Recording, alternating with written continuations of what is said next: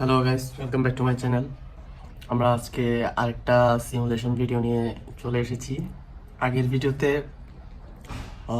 Lab report থেকে শুরু করে সিমুলেশন সহ সব কিছু একসাথে এক ভিডিওতে করার কারণে এটা অনেক লেন্দি হয়ে গেছিলো, যার কারণে আসলে স্পেসিফিক্যালি ওই যে সিমুলেশন, যে আমাদের মেইন জিনিসটা সার্কিট তৈরি করে সেটা সিমুলেট করা, ওই জিনিসটার উপর ফোকাসটা একটু কম পড়ছে। তাই আজকে আশা করি সিমুলেশনের মাধ্যমে আজকের ভিডিওটা দেখার মাধ্যমে আমাদের ইনশাল্লাহ সিমুলেশনটা একদম ক্লিয়ার হয়ে যাবে আশা করা যায়। সো সাথে থাকুন। তো গাইজ, আমরা আজকে প্রথমে এই যে এই সার্কিটটা আমরা আজকে ফার্স্টলি তৈরি করে সিমুলেট করব। সেই জন্য আমরা আমাদের ডিজাইন ম্যানেজারে চলে যাব সরাসরি। আমরা আমাদের স্পাইস ডিজাইন ম্যানেজারে চলে এসেছি। এখানে আগের দিন দেখাই দিয়েছিলাম কীভাবে আমাদের এই ইয়াটা করতে হয়, ওপেন করতে হয়, কীভাবে এই ওয়ার্ক স্পেস তৈরি করতে হয়। সব কিছু আগের দিনের ভিডিওতে দেখাই দিয়েছিলাম, যদিও আজকে আবার আরেকবার দেখাই দিই। ফার্স্টে আমি আগেগুলো এই ওয়ার্ক স্পেসগুলো এখান থেকে রিমুভ করি। তো গাইস, আমি যে আমার আগের যে ওয়ার্ক স্পেসটা ছিল ওইটা আমি রিমুভ করে দিয়েছি। একদম ব্ল্যাঙ্ক পেজ চলে এসেছে। এখন আমি ফোকাসের সমস্যা ছিল। হ্যাঁ, তো এখন আমি নতুন ওয়ার্ক স্পেস খুলবো। এটার জন্য এখান থেকে অবশ্যই আমরা নতুন ওয়ার্ক স্পেস খোলার জন্য ফাইলে গিয়ে নিউ ওয়ার্ক স্পেস দেবো। দেন এখানে ওয়ার্ক স্পেসের নেম, তো সাপোজ আমি ওয়ার্ক স্পেসের নাম দিলাম। মূলত আমি এই ভিডিওটা করতে বসছি আমার এক ফ্রেন্ডের একটা কাজ করে দেওয়ার জন্য। সো তার নাম দিয়ে খুবই, তাহলে একসাথে দুটো কাজই হয়ে যাবে। ফাইন, আমরা আমাদের ওয়ার্ক স্পেসের নাম দিয়ে দিচ্ছি। এখন আমরা যেখানে স্কিমেটিক্স রান করবো সেটা ওপেন করি। এই যে এখন চলে আসলো আমাদের কাছে আমাদের সেই ফিল্ডটা যেখানে আমরা আমাদের সার্কিটটা বিল্ড করব। তো আমরা যেই সার্কিটটা দেখছিলাম, এই সার্কিটে আমরা ফার্স্টে দেখে নিই কী কী এলিমেন্টস আছে। এখানে আছে একটা সোর্স আছে, একটা রেজিস্টর আর একটা ক্যাপাসিটর। আমরা ওইখান থেকে এখন ওইখানে দেখি সোর্স, রেজিস্টর, ক্যাপাসিটর নিব। এখানে একটা বিষয় লক্ষণীয়, সেটা হচ্ছে যে আমরা আবার ওখানে ফিরে যাই। এই যে সোর্স, আমরা অবভিয়াসলি এখানে আপনারা ক্যাপাসিটর দেখে বুঝতে পারছেন যে আমরা এখন এসি সার্কিট নিয়ে কাজ করছি। কিন্তু এসি সার্কিটে দুই ধরনের সোর্স আছে এই পিস পাইসে না, সব জায়গায়, বাট এখানে কাজ করার ক্ষেত্রে আপনি দুই ধরনের সোর্স পাবেন। একটা হচ্ছে যে ভি সাইন, একটা হচ্ছে ভি এসি। এখন আমরা কখন কোনটা ইউজ করবো সেটা কিভাবে বুঝবো? যেমন এটা আমরা বুঝতে পারবো এই প্রসিডিউর বা আমাদেরকে যে কাজের ধারা দিবে সেখানে যদি শুধু ভি এমপিএল দেওয়া থাকে, ঠিক আছে, তাহলে আমরা ভি এসি নিব, ঠিক আছে। আর যদি আমাদের ভি এমপিএল এর পাশাপাশি যদি একটা ফ্রিকোয়েন্সিও দিয়ে দেয়, তখন আমরা ভি সাইন নিব। সো সামনে যদি কখনো ওইরকম আসে তাহলে আমি দেখাই দেবো। এখন আপাতত আমাদের কাজ ভি এসি নিয়ে। তো এখানে আমাদের যে এলিমেন্টটি লাগবে কাজ করার জন্য, সেটা আমরা জাস্ট এখানে নাম লিখে সার্চ দিলে হবে। বাট নামগুলা এক একটা এলিমেন্টের এক একটা নাম নির্দিষ্ট কিছু চিহ্ন দ্বারা করা হয়েছে। যেমন এখানে দেখতে পাবেন, এখানে মোটামুটি সব এলিমেন্টগুলো আছে। এখানে নাম লিখলে চলে আসে একটা একটা করে। এই যে ব্রেক সব আছে। আচ্ছা, যাই হোক, এখান থেকে আমার খুঁজে কোনো মানে না, আমি একটু কাজ অল্প, এখান থেকে আমি সার্চ দিয়ে নিয়ে ফেলবো। সো ফার্স্ট অফ অল আমি নিব বিএসি। ওকে, এই যে আমার বিএসি চলে এসেছে। আর এরপর আমি নিব একটা রেজিস্টার আর একটা ক্যাপাসিটর। এটা নিলাম রেজিস্টরের জন্য শুধু আর লিখলে হবে। এই যে আমার রেজিস্টার আর ক্যাপাসিটরের জন্য জাস্ট সি। ফাইন, আমার সি চলে এসেছে। এখন ক্যাপাসিটর, যে কোনো জিনিস এই স্কিমেটিকে বিল্ড করার সময় যে কোনো জিনিস রোটেশন করার জন্য আমরা কিবোর্ড থেকে কন্ট্রোল আর প্রেস করবো। দেখেন, কন্ট্রোল আর, আমি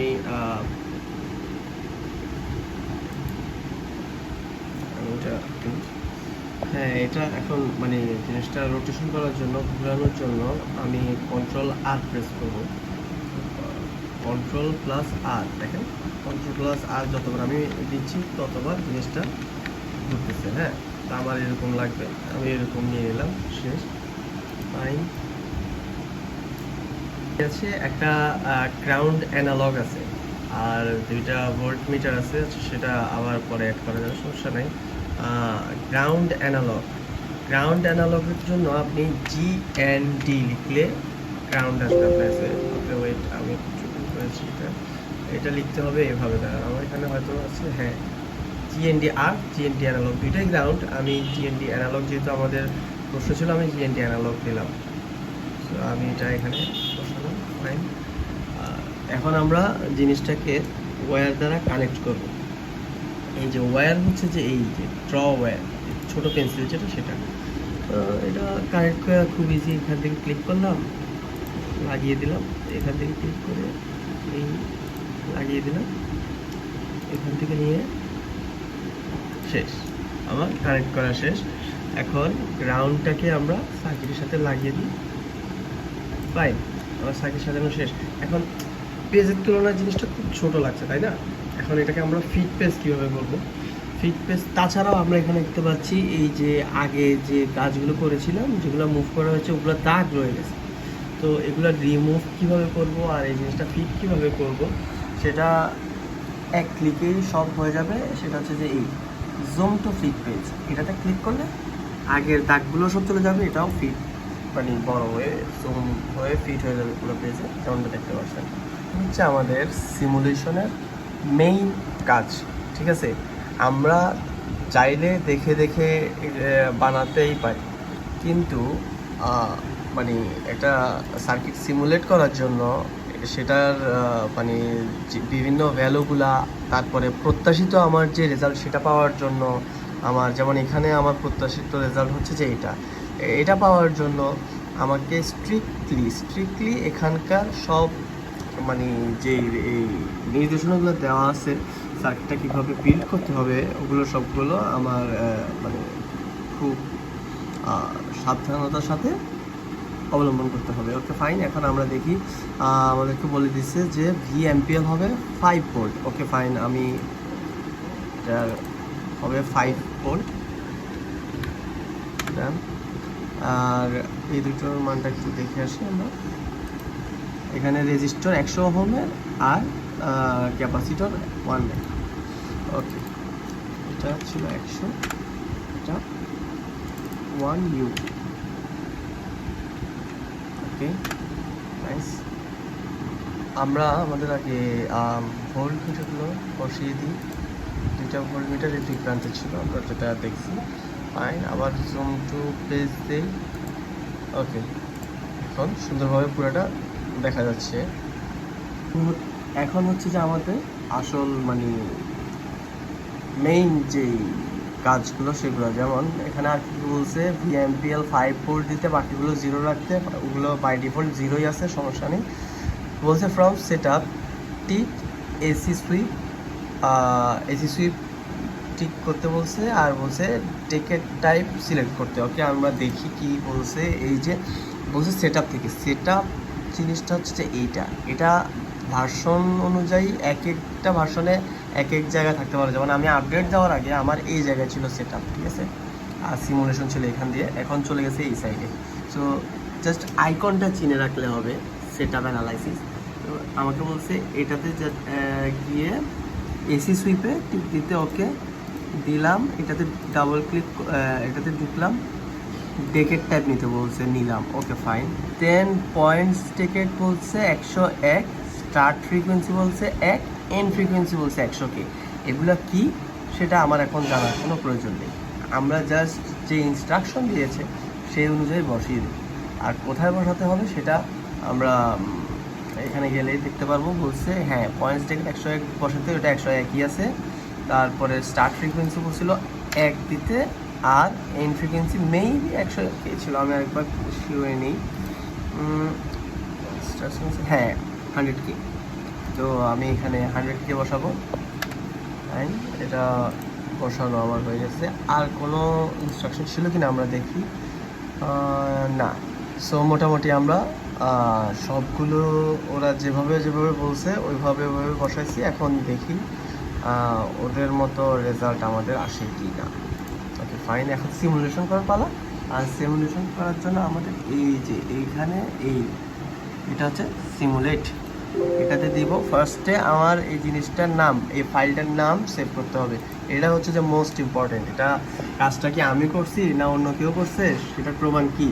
এই যে ফাইল নেম, সো আমি যার জন্য করতেছিলাম তার নাম দিয়ে সেভ করব। এটা কোথায় শো করবে আমি দেখাবো। ওকে ফাইন, আমি তার নাম দিয়ে দিলাম। এখন আমার রেজাল্ট আসার পালা। এই যে চলে আসছে, দেখেন রেজাল্ট পরে দেখি। এই যে নামটা দিলাম, এই যে এখানে নাম দেখেন, এই যে এখানে নাম দেখেন, এই যে এখানে নাম। সো মেইনলি এটা কোথাও নিজে বাসায় করার ক্ষেত্রে নাম নিয়ে তো ঝামেলা নেই, কিন্তু যদি কোথাও সাবমিশন করা লাগে তো আপনার যার কাছে সাবমিশন করবেন সে কিভাবে বুঝবে আপনি কারো থেকে কপি করে দিয়ে দিয়েছেন নাকি নিজে করেছেন, সেটা হচ্ছে এই নামটা দেখে। ফাইন, এখন আমরা আমাদের রেজাল্টটা মিলাই। আমাদের এই yes it's exactly the same। তো আমরা এটার মাধ্যমে বুঝতে পারলাম কিভাবে সিমুলেশন করতে হবে। তো আজকের ভিডিও একটুকুই। আর সিমুলেশন আমি আজকে যতটুকু দেখাইছি, মানে এর বাইরে কিছু নাই। হয়তো নতুন নতুন জিনিস আসবে, আর একটু ওই কোথাও এসিসি ব্যবহার করতে হবে, কোথাও ট্রান্সিয়েন্ট ইউজ করতে হবে, কোথাও ভি সাইন তো কোথাও ভিএসি, এরকমই। এর বাইরে কিছু নেই, এতে জটিলও কিছু নেই। আর সমস্যা নেই এর ব্যতি। আমি আজকে যেটা দেখাইছি, আই গেস 80% সিমুলেশন এই নিয়মে হয়ে যায়, ঠিক আছে। আর যে 20% যেগুলো মানে এক্সেপশনাল, যে 20% আছে ওগুলো যখনই আমার সামনে আসবে ইনশাল্লাহ আমি চেষ্টা করবো দেখানো। তখন পর্যন্ত সাথে থাকবেন।